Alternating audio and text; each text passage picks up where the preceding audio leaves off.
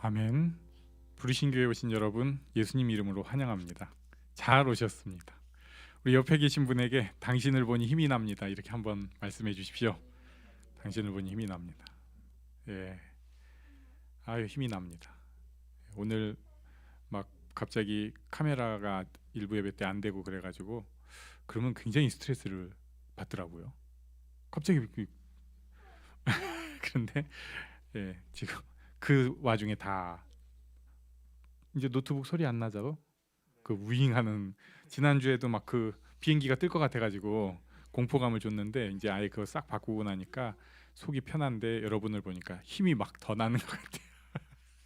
교독문 38번을 저와 교독하시겠습니다. 지존자여, 시편금과 비파와 수금으로 여호와께 감사하며 주의 이름을 찬양하고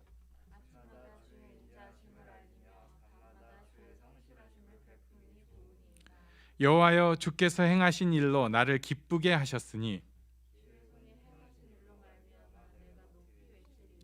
의인은 종려나무같이 번성하며 레바논의 백향목같이 성장하리로다.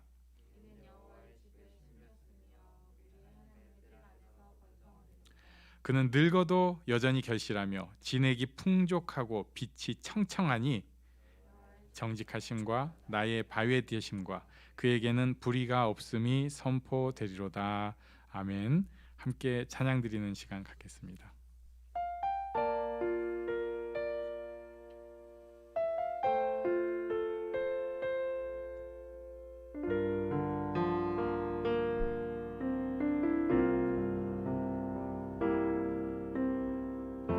삶의 작은 일에도 그 마음을 알기 원하네. 그 길, 그 좁은 길로 가기 원해. 나의 작음을 알고 그분의 크심을 알며 소망, 그 깊은 길로 가기 원하네. 삶의 작은 일에도, 삶의 작은 일에도 그 마음을 알기 원하네.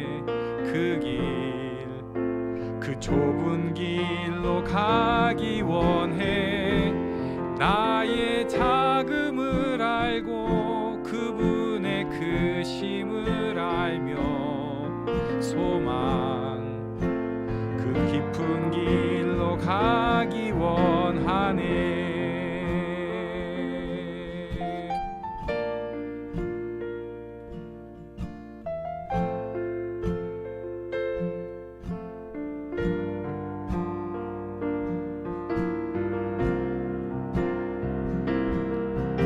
저 높이 솟은 산이 되기보다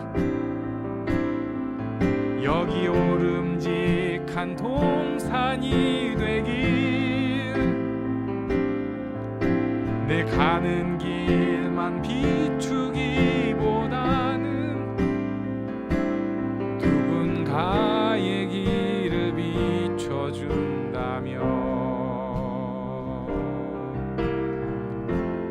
내가 노래하듯이 또 내가 얘기하듯이 살길, 난 그렇게 죽기 원하네.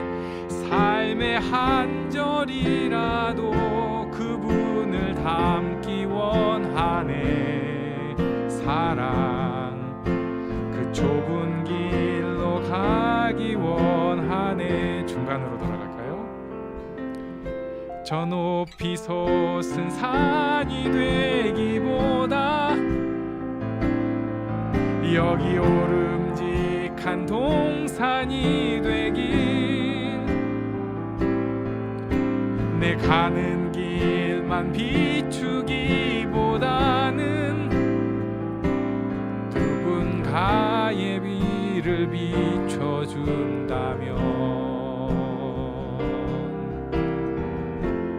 내가 노래하듯이 또 내가 얘기하듯이 살길, 난 난 그렇게 죽기 원하네. 삶의 한 절이라도 그분을 닮기 원하네. 사랑 그 높은 길로 가길 원하네. 그 좁은 길로 가기 원하네. 그 깊은 길로 가기 원하네.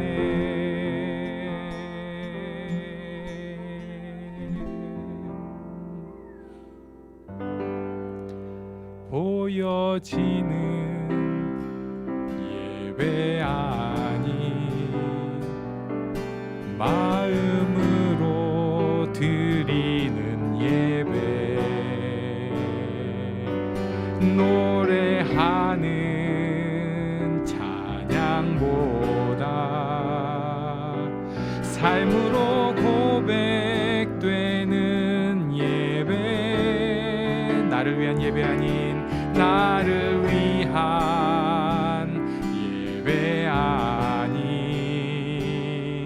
주님 뜻을 향한 예배, 내 마음과 정성 다하여서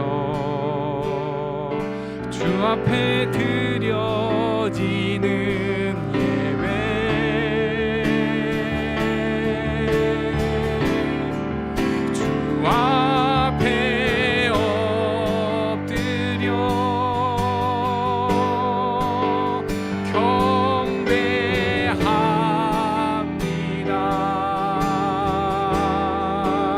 온전한 예배, 내 맘의 예배,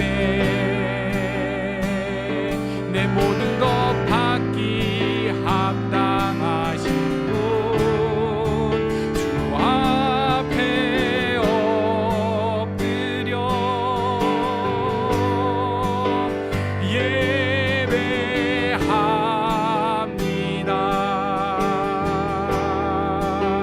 나의 모든 삶, 나의 모든 뜻, 말씀 앞에 순종하는 삶의 예배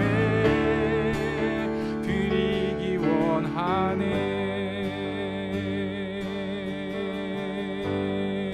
보여지는 예배 아닌 마음으로 드리는 예배, 노래하는 찬양보다 삶으로 고백되는 예배, 보여지는 예배 아닌 보여지는 예배 아닌 마음으로 드리는 예배, 노래하는 찬양보다 삶으로 고백되는 예배, 나를 위한 예배가 아니고요, 나를 위한 예배 아닌 주님 뜻을 향한 예배, 내 마음과 정성 다하여서 주 앞에 드려지는 예배, 나를 위한 예배 아닌 나를 위한 예배 아닌 주님 뜻을 향한 예배, 내 마음과 정성 다하여서 주 앞에 드려지는 예배,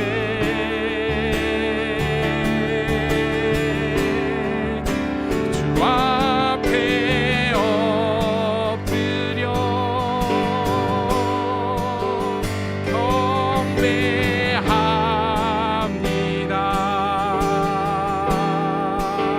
온전한 예배, 내 맘의 예배,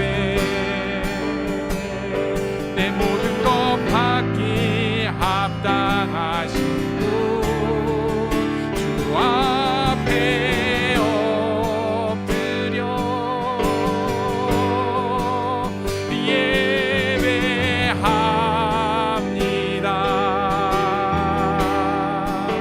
나의 모든 삶, 나의 모든 뜻,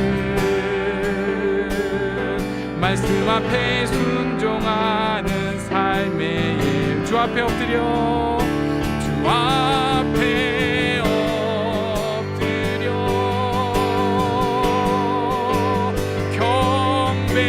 경배합니다. 온전한 예배, 내 맘의 예배,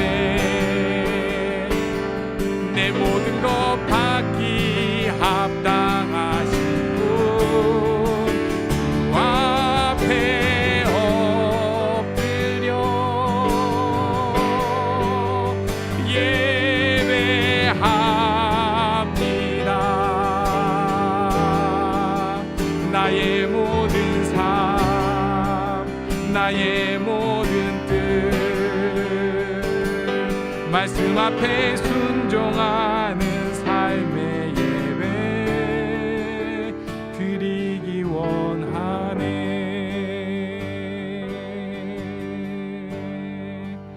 우리 잠깐 기도하겠습니다.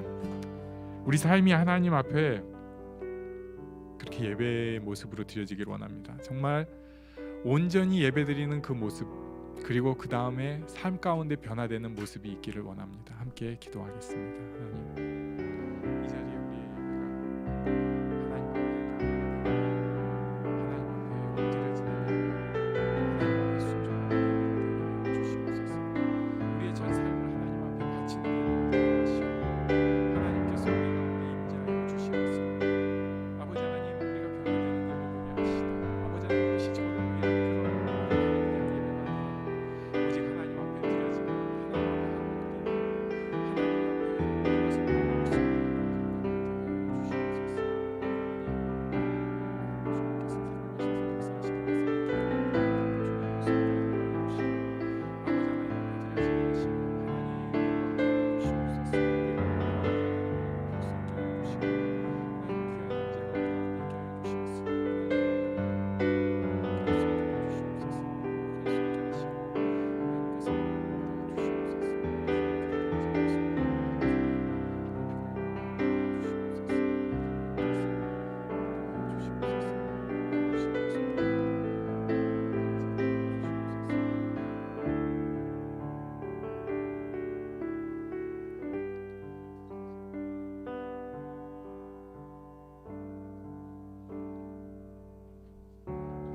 당신은 하나님의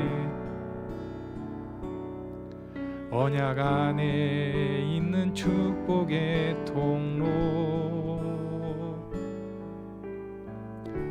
당신을 통하여서 열방이 주께 돌아오게 되리.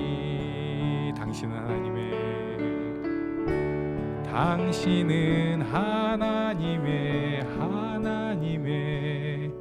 언약 안에 있는 축복의 통로, 축복의 통로, 당신을 통하여서 열방이 주께 돌아오게 되리.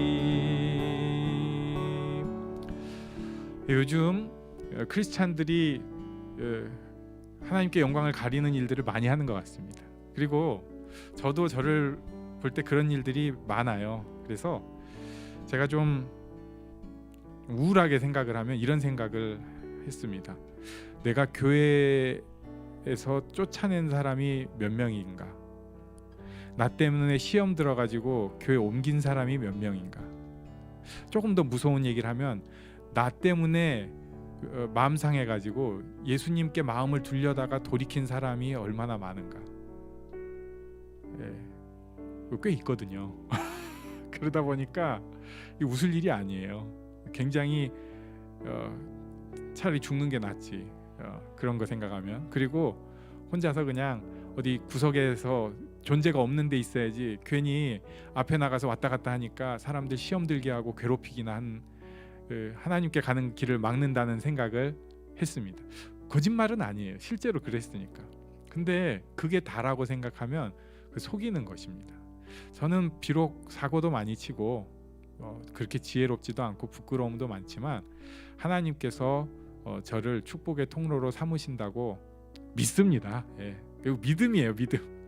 그래서 제가 잘 이해는 못하겠지만 저를 통해서 주께 돌아오는 사람이 있을 겁니다. 아멘. 믿음이 안타깝지만 믿음이에요. 근데 그건 저뿐만이 아니라 우리 모두의 이야기이기도 합니다. 내가 무슨 축복의 통로야. 나 같은 건 지금 나 한번 주체도 못하고 나 때문에 시험 드는 사람이 훨씬 많고 나는 예수 안 믿는 사람이라고 써붙이고 다니면 사람들이 나 예수 믿어야겠다. 오히려 그렇게 난 살고 있는데 내가 예수 믿는다는 걸 알면 사람들 완전 실족할 텐데 이러면서 내가 무슨 축복의 통로냐고. 맞아요, 사실이에요. 그러나 우리가 하나님 안에 있으면 나는 이해를 못하지만 고통과 기쁨과 즐거움과 또 여러 훈련을 통해서 하나님께서 우리를 축복의 통로로 바꾸어 가십니다. 만들어 가십니다. 이해할 수는 없어요. 왜 그렇게 저를 그래서 그렇게 고생시키는가? 아니요, 그거 아니에요. 그건 아닌데 이해는 안 되는데 하나님이 그런 과정을 통해서 저를 축복의 통로로 삼으시는 거는 그냥 믿는 거예요. 여러분이 다 축복의 통로입니다. 그리고 여러분을 통해서 이해할 수 없지만 많은 사람들이, 이해할 수 없지만 내 주변의 사람들이, 심지어 열방이 주께 돌아올 것을 믿습니다. 맞죠? 우리 자기를 생각하면서 옆에 계신 분에게 우리가 축복의 통로입니다 이렇게 말씀해 주십시오. 우리가 축복의 통로입니다. 우리가 축복의 통로입니다. 우리가 축복의 통로예요. 그래서 이 시간에 한번 눈을 찌릿 한번 마주쳐 주시고 서로 축복의 통로가 되도록 기도하겠습니다. 그리고 내가 그 모습을 가질 수 있도록 함께 또 기도하겠습니다. 저를 들어 바꿔주세요 이게 아니라 하나님 안에서 제가 어쨌든 축복의 통로로 쓰여지게 하시고 그것을 믿게 하여 주십시오. 이게 기도가 돼야 됩니다. 옆 사람을 위해서, 자기 자신을 위해서 잠시 기도하겠습니다. 하나님, 우리를 불러주셔서 감사합니다. 우리가 축복의 통로로 쓰여지게 하시고 우리가 그것을 믿게 하여 주시옵소서. 많이 모자라서 영광을 가리는 것 같지만 그 모든 과정을 통해서 주님께서 우리를 축복의 통로로 사용하여 주시고 주께로 돌아오게 하는 귀한 열매를 맺는 기적의 모습으로 하여 주시옵소서. 하나님, 여기 기도하는 이들 가운데 하나님께서 임재하여 주시고 이 축복의 통로로 쓰여지는 일이 주님께서 복의 복을 더하여 주시옵소서. 하나님 다스려 주시기 원합니다. 먼저 이끌어줄 수 있도록 하시고 주님께서 영광을 다 주시옵소서. 이제는 귀한 은혜를 더하여 주시기 원합니다. 먼저 이끌어주셔서 주님께서 영광을 높이고 다 주시옵소서. 살아계신 하나님 아버지, 우리를 이 자리 예배의 자리로 불러주시고 축복의 통로라 불러주시니 감사합니다. 하나님, 이 자리가 예배의 자리인 것을 믿는 것처럼, 이 자리에 예배를 하나님께서 받으시는 것을 믿는 것처럼 우리 자신도 이해는 안 되지만 하나님 앞에 축복의 통로됨을 믿을 수 있게 하여 주시옵소서. 내 삶이 지금 고단하고 힘들어서 헤매고 있을지라도 축복의 통로로 쓰여질 것을 믿으며 기뻐할 수 있게 하여 주시옵소서. 오늘 우리의 모든 삶이 하나님 앞에 드려지는 예배가 되게 하여 주시옵소서. 예수님 이름으로 기도합니다. 아멘. 하나님의 말씀 요한복음 13장 12절로 17절까지의 말씀입니다. 저와 교독하시겠습니다. 그들의 발을 씻으신 후에 옷을 입으시고 다시 앉아 그들에게 이르시되 내가 너희에게 행한 것을 너희가 아느냐?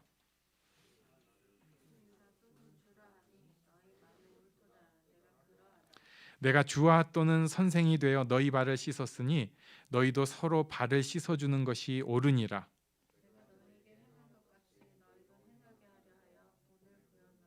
내가 진실로 진실로 너희에게 이르노니 종이 주인보다 크지 못하고 보냄을 받은 자가 보낸 자보다 크지 못하나니 너희가 이것을 알고 행하면 복이 있으리라. 아멘. 오늘은 예수님만큼이라는 제목으로 하나님의 말씀을 나누려고 합니다. 지금 코로나 때문에 스트레스를 많이 받고 있는데 게다가 확진자가 확실히 늘어난 데다가 부작위적으로 늘어나고 있어서 우리가 마음이 많이 불안한 때입니다. 사실 예배 이렇게 모여서 드리는 것도 잘못하면 이대로 가면 요번 주가 또 당분간 또 방학식 하는 느낌도 나고 막 근데 아무도 모르는 일이라서 좀 아슬아슬합니다. 우리가 이 섬기는 마음 가운데 나라와 민족을 위해서 또 이런 코로나로 인해서 우리가 정말 변화되고 성장하는 기회가 될 수 있도록 또 기도를 해야겠습니다. 오늘 말씀 속에 12절을 먼저 같이 읽어보겠습니다. 12절 시작. 그들의 발을 씻으신 후에 옷을 입으시고 다시 앉아 그들에게 이르시되 내가 너희에게 행한 것을 너희가 아느냐. 예수님께서 내가 너희에게 행한 것을 너희가 아느냐 이렇게 말씀하셨어요. 내가 너희에게 행한 것, 이것은 발을 씻어주신 것입니다. 지난주에 발을 씻어주신 것을 봤는데요.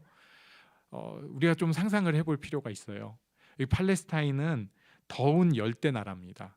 그리고 먼지가 풀풀 나는 도로입니다. 사실 돌은 깔았지만 그 위에 흙이 있는 거예요.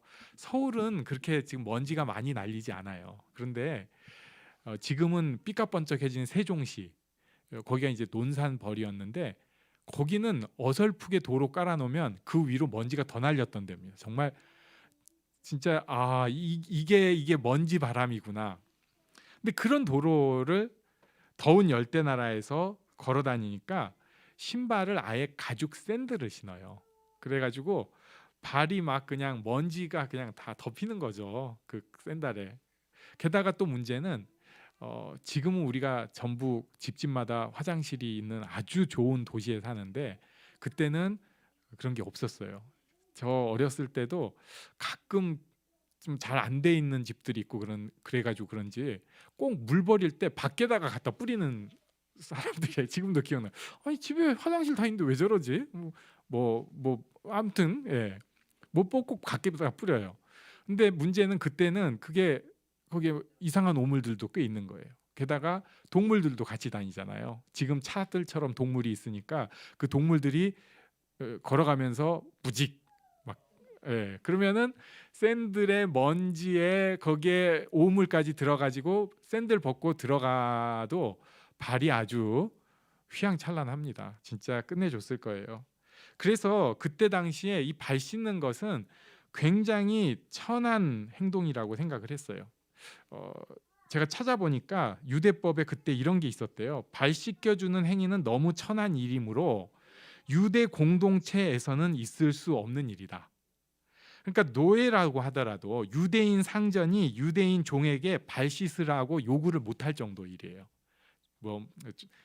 모르겠어요. 그 기록은 꼭 좀 왜곡돼서 남는 경우가 있지만 기본적으로는 이방인 노예들을 시키는 그런 아주 하찮은 일이었던 것으로 보여집니다.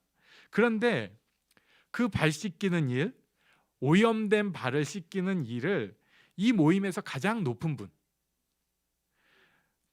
사람들이 한번 만나보려고 난리가 난 분, 사람들이 왕으로 추대하겠다고 길에다가 자기 겉옷을 막 깔고 종려나무 흔들면서 호산나 외치던 그 대상이던 그분이 그 더러운 발을 씻겨 주신 거예요. 그리고 이렇게 말씀하신 것입니다. 내가 너희에게 행한 것을 너희가 아나니.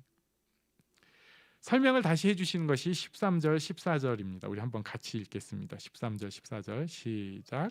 너희가 나를 선생이라 또는 주라 하니 너희 말이 옳도다. 내가 그러하다. 내가 주와 또는 선생이 되어 너희 발을 씻었으니 너희도 서로 발을 씻어주는 것이 옳으니라. 주님, 선생님, 그래 너희 말이 맞다.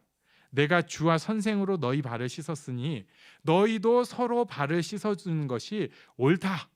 그리고 나서 15절에 이렇게 말씀을 하셨습니다. 어려운 말씀 같이 읽겠습니다. 시작. 내가 너희에게 행한 것 같이 너희도 행하게 하여 본을 보였노라. 아멘. 내가 행한 것 같이 너희도 행하게 하여 본을 보였다. 이것은 높아질수록 섬김의 마음을 가지고 있어야 한다는 것을 보여주는 것이죠. 사실 보통 높은 사람이 섬김을 받는 것이 이 사회입니다. 높은 사람이 섬김을 받는 것이 사회고 사회의 질서예요. 이걸 우리가 예수님이 이 질서 깨뜨렸다고 생각하면서 본문을 읽으면 안 됩니다. 높은 사람이 섬김을 받는 게 사회의 질서예요. 예수님도 이 질서를 따라 사셨습니다. 예수님이 매일 제자들 발 씻어 주신 거 아니거든요. 이건 특별한 행동이에요. 또 예수님이 제자들이랑 묵을방 찾으러 다닌 거 안 나와요. 무엇을 먹어야 하는가 고민하고 얘기하는 것도 제자들 몫이었어요. 그런데 특별한 모습으로 예수님이 종의 모습으로 섬기셨어요. 왜냐? 너희도 그렇게 한번 하게 하려고. 이게 무슨 얘기인가? 조금 더 설명을 해볼 필요가 있습니다. 우리가 잘못 생각하는 게 있어요. 항상 다 섬기겠다. 이것은요, 질서가 잘 이루어지지 않아요. 제가 상상을 해봤어요. 맨날 예수님이 어디 갈 때마다 발을 씻어주는 게 이제 정해졌어요. 그러면은 일단 예수님은 다른 중요한 일을 하실 수가 없어요. 발부터 씻겨야 되니까 맨날. 그리고 또 어떻게 되는가? 예수님이 매일 발을 씻기니까 제자들이 집에 들어가기 전에 다 어디 갔다 와, 발 씻으러. 그렇잖아요. 먼지에 막 묻어 있는 발 갖고 어떻게 들어가? 깨끗이 다 씻고 그거 천으로 꽁꽁 싸매고 들어가가지고 딱 이렇게 있으면 예수님이 발 씻겨. 완전히 형식만 남는 거잖아요. 이걸 예수님이 원하시는 것은 아니에요. 그리고 또 이런 경우가 있어요. 이제 성경 조금 배운 사람들이 제일 무서운 사람들인데 이 사람들이 이런 착각을 합니다. 내가 낮으니까 당신이 나를 섬기는 것이 마땅하요. 이런 자세를 가져요. 저도 청년 때 좀 그런 것 같아요. 청년은 좀 낮잖아요. 그러니까 장로님, 목사님, 우리를 섬겨주셔야지. 왜 청년들한테 그렇게 뭐 시키고 이건 뭐 청년들이 뭐 동네 북인가? 막 이런 느낌? 이런 자세를 가지는 사람들이 있어요. 그런데 문제는 제가 이렇게 가만히 보니까 당신들이 낮은 나를 섬겨줘야지 했던 사람은 자기가 높아져도 안 섬기더라고요. 사실은 자기가 본성대로 얘기한 거예요. 그 본성은 뭐냐면 우리는 섬김을 받고 싶어 합니다. 뭐 낮고 높고 이런 거 아니고 우리는 섬김을 받고 싶어 해요. 그리고 섬기기는 싫어요. 이게 우리의 본성이에요. 예수님께서는 이 본성을 깨뜨리는 말씀을 하시는 거예요. 섬김의 자세로 살아라고 강력한 말씀을 하시는 것입니다. 섬김을 받고 싶은 사람들아, 항상 다른 사람들이 날 섬겨주는 것에만 익숙한 사람들아, 섬김의 자세를 갖고 살아라 이러는 거예요. 이게 정확한 비유는 아니지만 제가 좀 생각을 해봤어요. 식당을 갔습니다. 식당을 가면은 우리는 이제 의자에 앉아 있고 종업원들께서 음식을 막 날라주고 정신이 없어요. 근데 거기서 어떤 사람이 예수님의 본을 따라 내가 섬기겠어 하고 갑자기 주방에 뛰어가가지고 접시를 날라와가지고 내 자리에 갖다 놓는다고 하고 국도 나른다고 하고 찌개도 나른다고 하고 밥도 그 뜨거운데 나른다고 하면은 식당이 난리가 날 거예요. 이건 아니에요. 이건 섬기는 게 아니에요. 자, 그런데 그냥 그때는 우리가 앉아서 섬김을 받는 게 맞아요. 근데 섬김의 자세를 갖고 섬김을 받는 것과 섬김을 받는 걸 맨날 당연하고 익숙하고 그래 너희는 날 섬겨 난 섬김을 받을 거야 이렇게 생각하는 것은 차이가 날 때가 있어요. 문제가 생겼습니다. 우리 자리에만 깍두기가 안 나온 거예요. 근데 지금 제가 굉장히 날카롭고 예민해 있었어요. 교회에서 영상이 지금 안 뜨고 막 그래가지고 스트레스를 엄청 받았는데 딱 가가지고 먹으려고 딱 하는데 다 줬는데 우리 깍두기만 딱 빼놓은 거예요. 그럴 때 그 섬김을 받는 데 익숙한 사람, 아줌마 깍두기 이것은 섬김의 자세가 없다는 걸 그냥 소리질러 얘기하는 것입니다. 나를 섬겨줘서 고맙다는 마음을 가진 사람은 그렇게 얘기 않고 여기 깍두기가 없다는 것을 지혜롭게 잘 표현을 할 거예요. 어떻게 해야 될지는 잘 모르겠어요. 뭐 사장님 한다든지 아니면 뭐 가지고 왔을 때 저희 깍두기가 안 나왔는데요. 뭐 이렇게 표현을 한다든지. 또 쑥스러운 사람은 깍두기를 포기하고 안 먹기도 하겠죠. 근데 그건 또 바른 자세는 아닌 것 같고. 예수님께서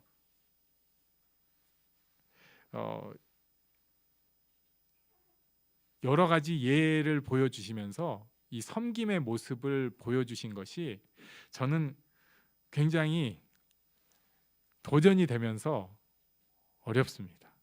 왜냐하면은 식당만 해도 바깥이잖아요. 문제는 집에서도 그래요. 집에서도.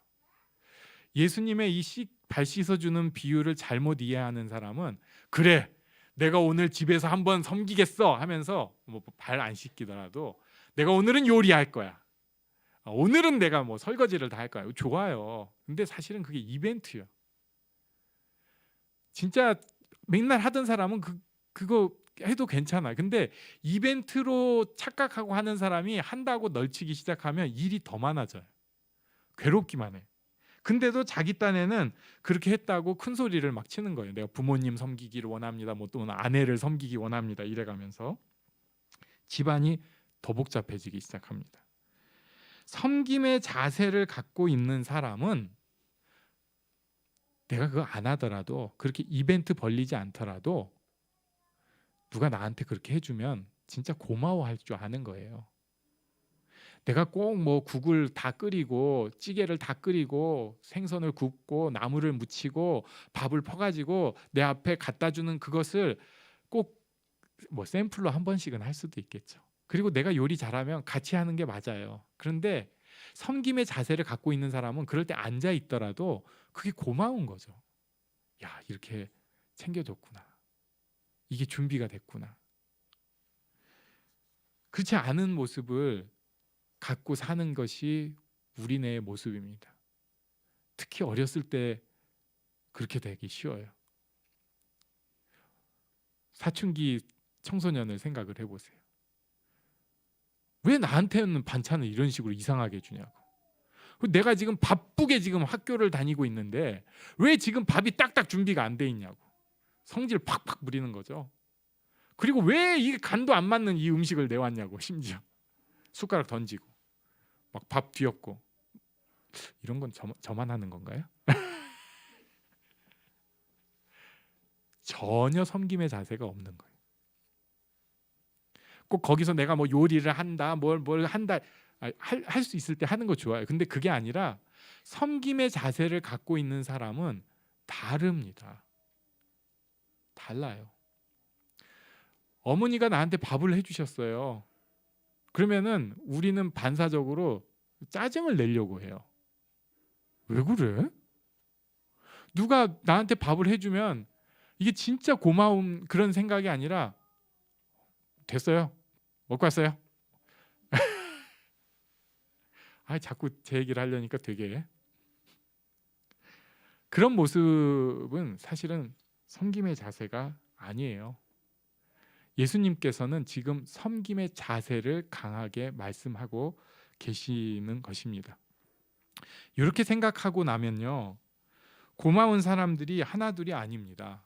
청소를 해주시는 분들, 질서를 유지하시는 분들, 우리 생활에서 배달해 주시고 또 물건 팔아 주시고, 이거 다 돈 벌려고 하는 건데 뭐 그런 거 아니야. 이렇게 생각하면은 섬김의 자세가 아니에요. 어쩌면 그분들이 없으면 내가 해야 될 수 있는 일을 도와준다, 고맙다, 나도 그런 자세로 살아가야 되는데 내가 섬김을 받는구나 생각을 하는 게 섬김의 자세입니다. 그러니까 마땅한 것으로 생각하기보다는 고마운 마음이 드는 거죠. 또 실제로 그런 서비스를 내가 할 때도 그런 섬김의 자세가 필요할 것입니다. 이게 제가 누구 뭐 욕하거나 그러려는 게 아니에요. 잘못하면 꼭 그렇게 들리면 안 되는데, 전에 교회에서 행복의 쉼터를 남자 노인들, 연세 많으신 분들이 갔다 와서 감동을 받았어요. 남자 나이 많으신 분들. 이분들은 우리 사회에서는 좀 나쁜 말로 꼰대라고 불리는 그런 분들이 욕하려는 게 아닌데. 근데 이분들이 행복의 쉼터 가서 감동을 받고 오니까 거기서 서빙하고 이런 게 진짜 섬김인 것 같은 거예요. 주방에서. 그래가지고 우리도 식당 분위기 바꾸자. 우리가 섬기자.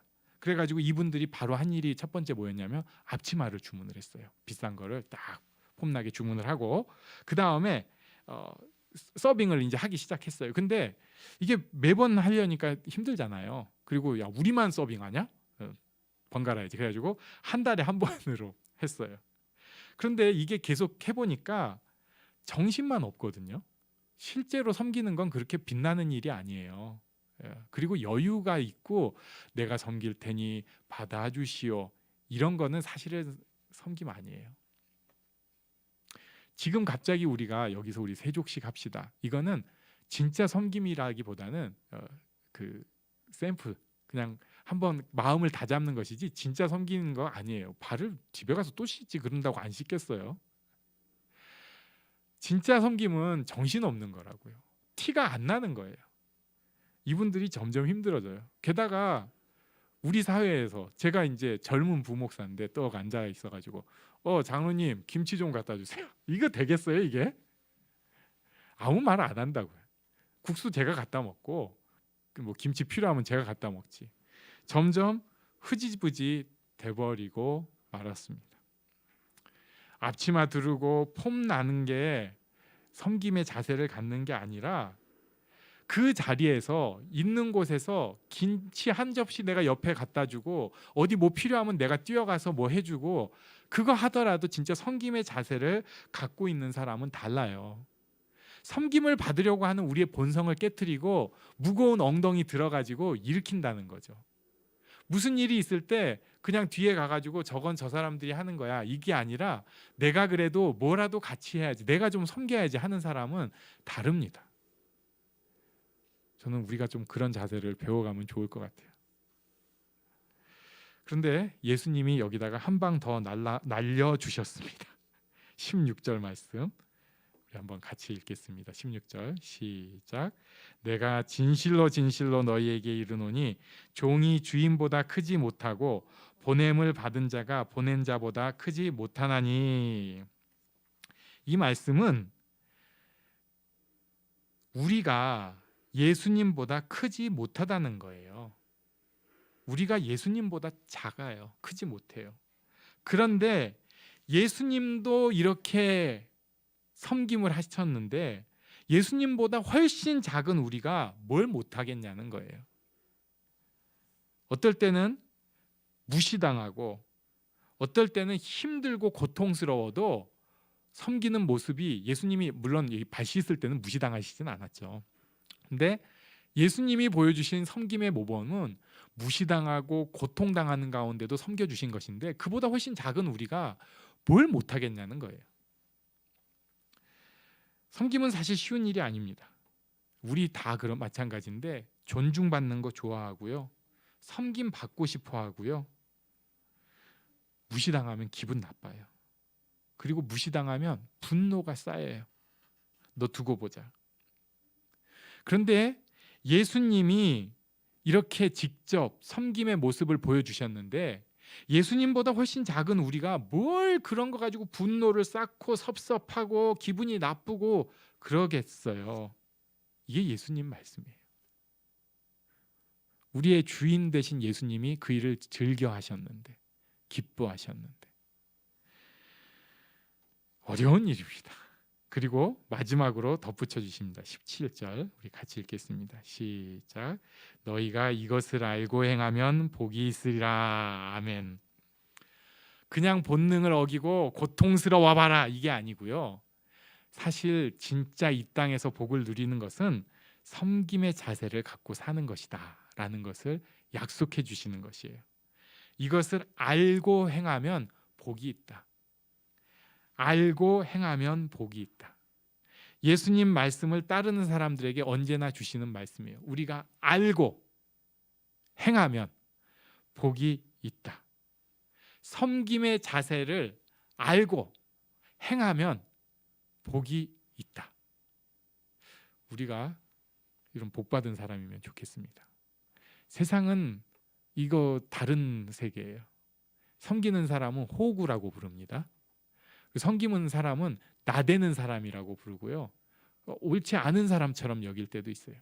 그러나 우리가 맨날 그래서 앞장서서 팔짱 끼고 뭐 걷고 섬기는 모습은 질서상 안 하는 것이 맞을 때도 있지만 마음으로는 섬김의 자세를 갖고 있다면 문득문득 드러나는 나의 모습 속에 그 섬김의 자세가 확 올라올 수 있어요. 남편은 진짜 아내를 섬기는가? 아내는 진짜 남편을 섬기는가? 부모는 자식을 정말 섬기는가? 자녀는 부모를 섬기는가? 근데 우리가 남은 비판하기 쉬워요. 저는 아내가 남편을 안 섬기네. 이거 되게 쉽게 얘기할 수 있어요. 저 자식이 나를 안 섬기네. 이렇게 쉽게 생각해요. 근데 내가 잘 섬기고 있는가에 대해서는 고민을 해야 됩니다. 하나님의 지혜가 필요합니다. 내가 자녀를 어떻게 섬겨야 진짜 제대로 섬기는 거지? 내 식으로 하는 거 말고 진짜 섬김의 자세를 갖는 건 어떤 것이지? 내가 아내한테 섬김의 자세를 갖는 건 어떤 것이지? 내가 우리 교회 성도들에게 섬김의 자세를 갖는 것은 어떤 것이지? 내가 여기서 살아가는 사람으로서 섬김의 자세를 갖는 것은 어떤 것이지? 알고 행하면 복됩니다. 다 복을 누리는 그런 축복의 사람들 되시기를 바랍니다. 우리 잠시 일어나서 기도하는 시간 갖겠습니다.